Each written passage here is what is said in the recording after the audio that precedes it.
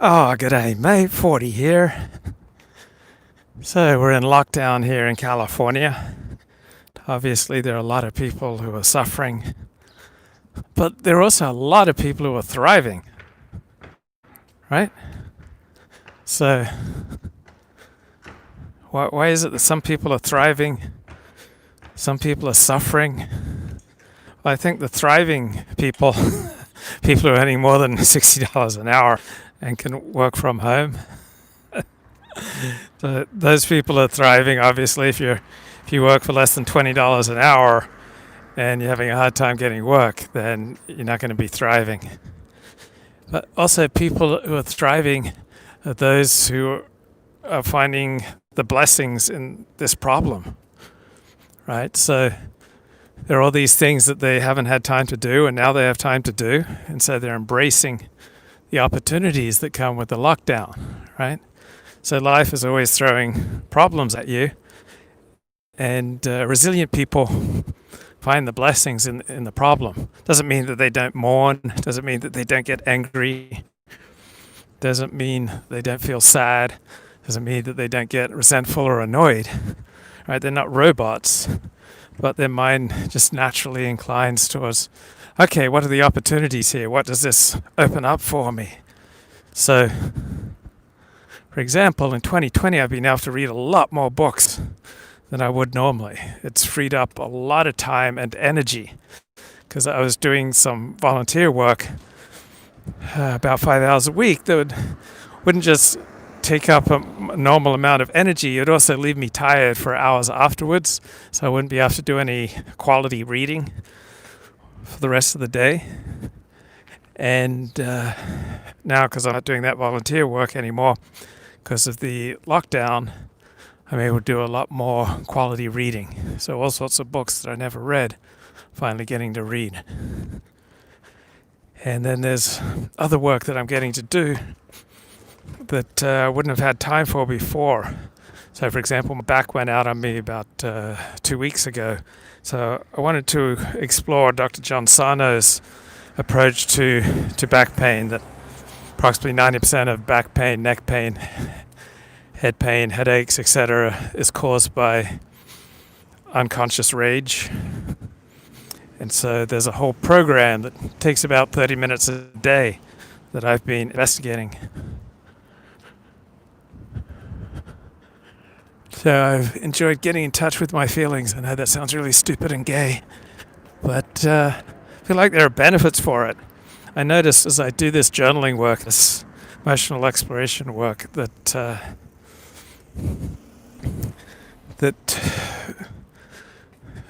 struggles to not overeat are no longer such struggles.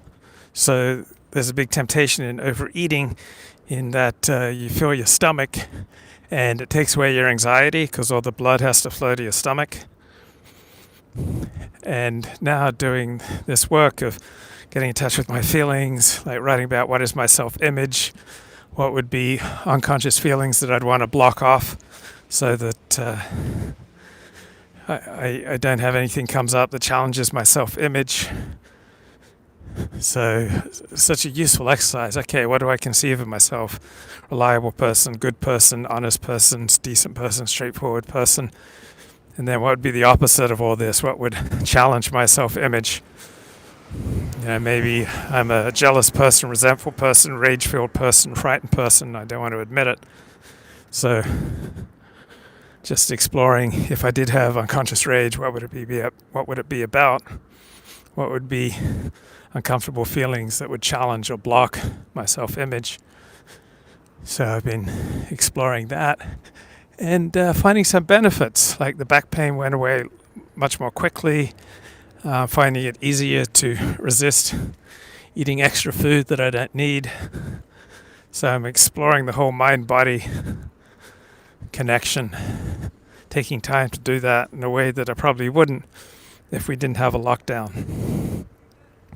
Anyway, I was going over with Sponsee the other day. We were going through steps 6 and 7, reading from the Joe McHugh book, The Steps We Took, and references the problem and the solution. So my sponsee said to me, well, what is the problem? And here we are about a year into our work together, and he's asking this very basic question: what is the problem? So I thought about it, and I think the problem is that we have learned responses to stimuli that don't serve us. Right? So if you're an alcoholic, you have a response to the stimulus of drinking alcohol that you will sometimes drink a lot more than is good for you. So that's a developed response to alcohol that does not serve you. You might have a problem with pornography, meaning once you think about porn or once you start looking at porn, that you get such a strong physiological reaction that it does not serve you, because you end up spending far more time in that activity than is good for you, and then it gives you some kind of emotional hangover. It warps the way that you relate to other people.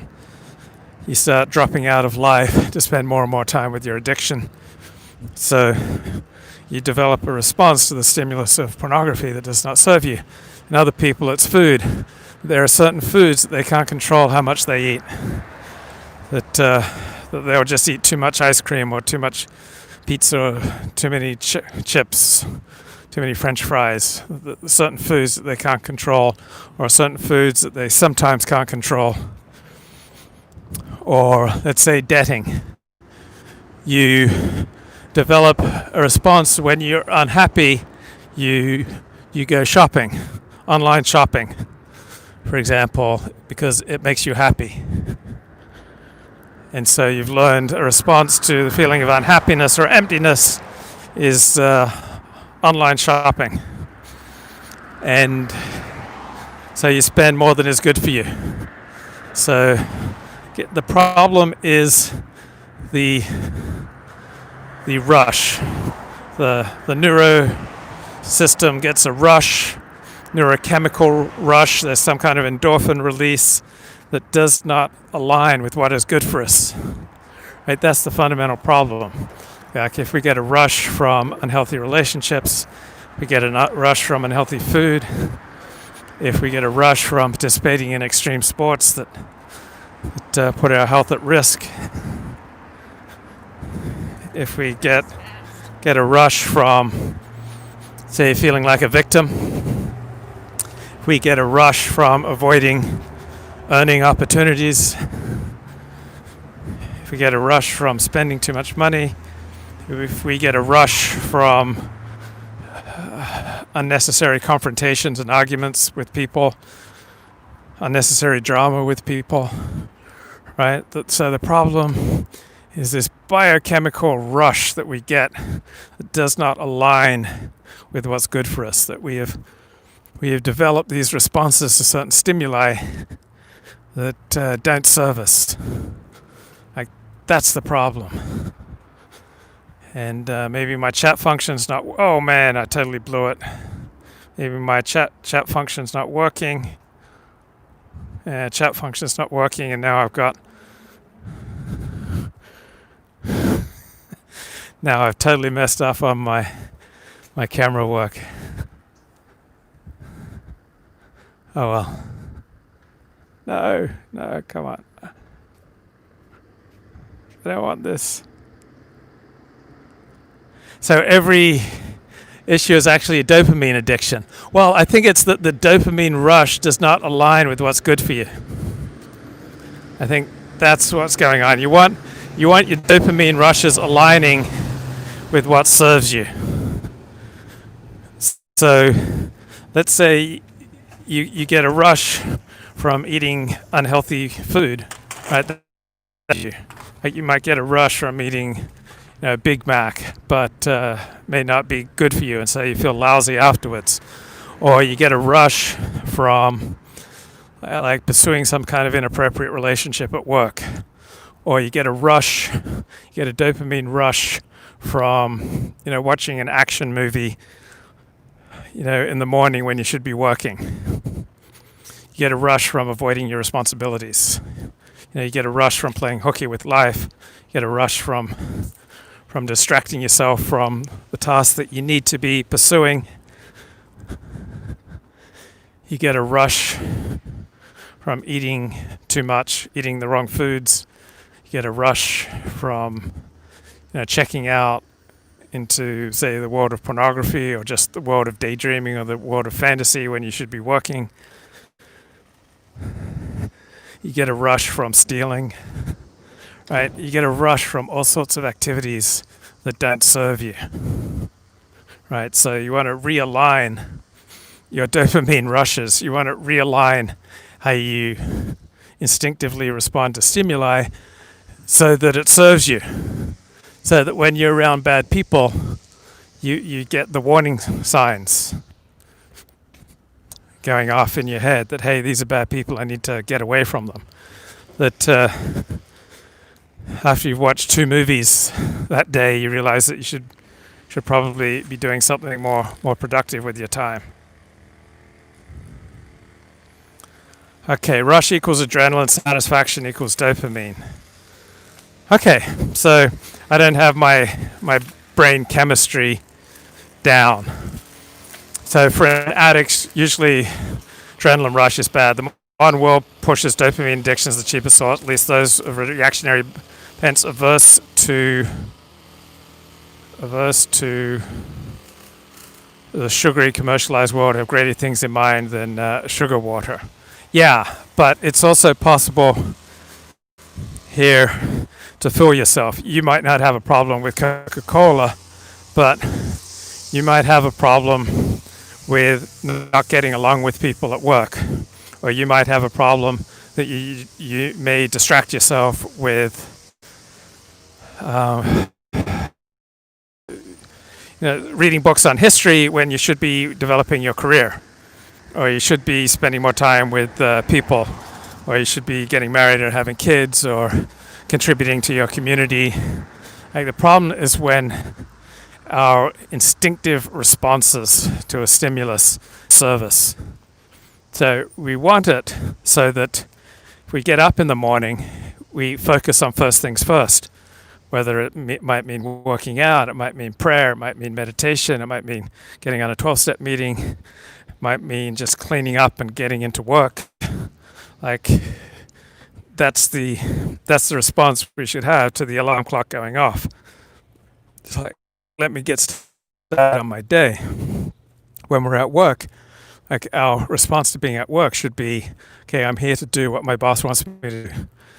So there should be as little daylight between what your boss wants for you at work and what you want and what you do, right? Your goal at work should be to be of service to your employer, to your clients. Then your predispositions, your reactions to the stimulus of being at work are aligned with what is good for you.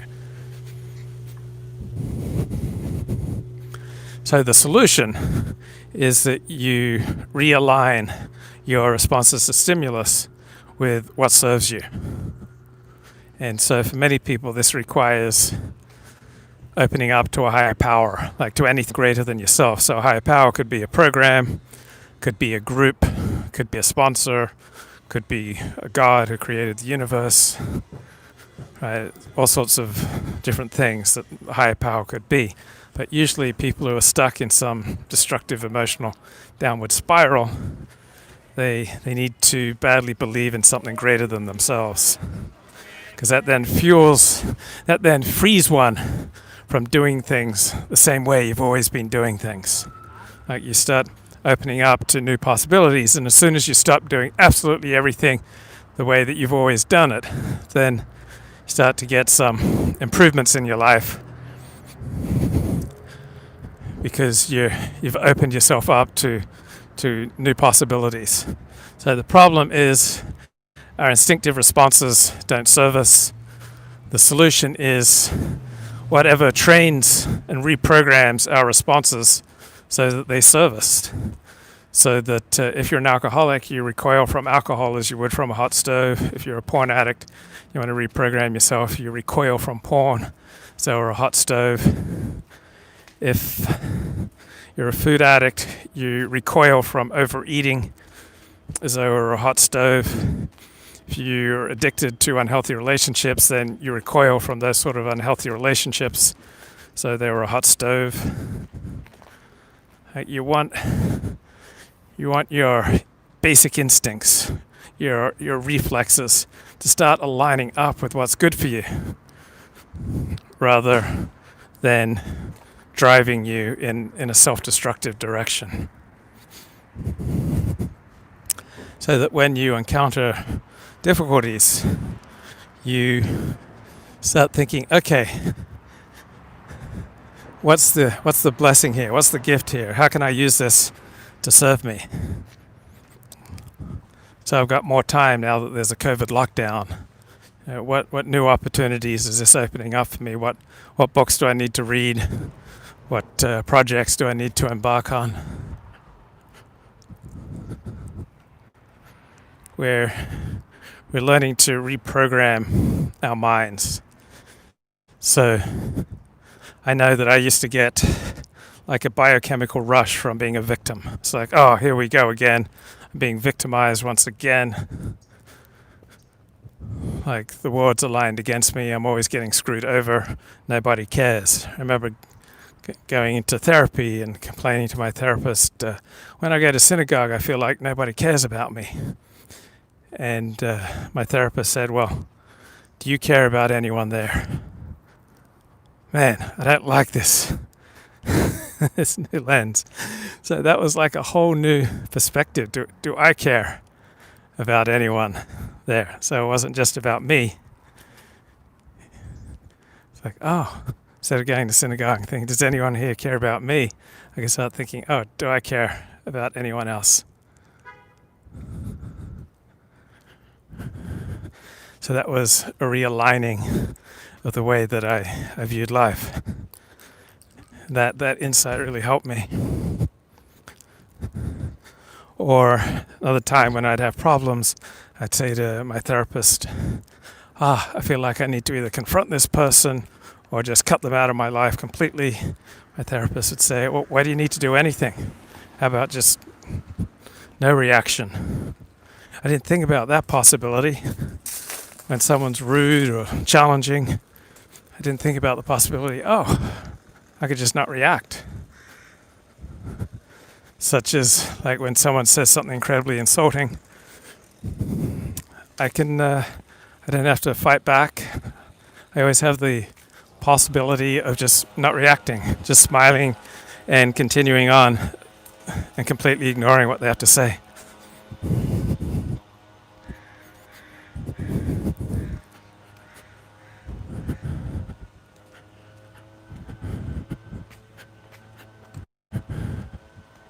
So at 5 p.m. California time today, I'll be interviewing the ex-porn star Tiana Lynn. I interviewed her on my YouTube channel about 2 months ago. So she's published a book about her journey out of the porn industry, finding Christianity, finding recovery, finding marriage and children. She's gotten educated, developed a career, she's thriving. So how does one go from porn star to thriving? Talking to Tiana Lynn in a few hours. Plan to talk to Duvid at 2 p.m. today. On the show, we'll discuss the case for talking to people who hate your group, right? Case for talking to your critics.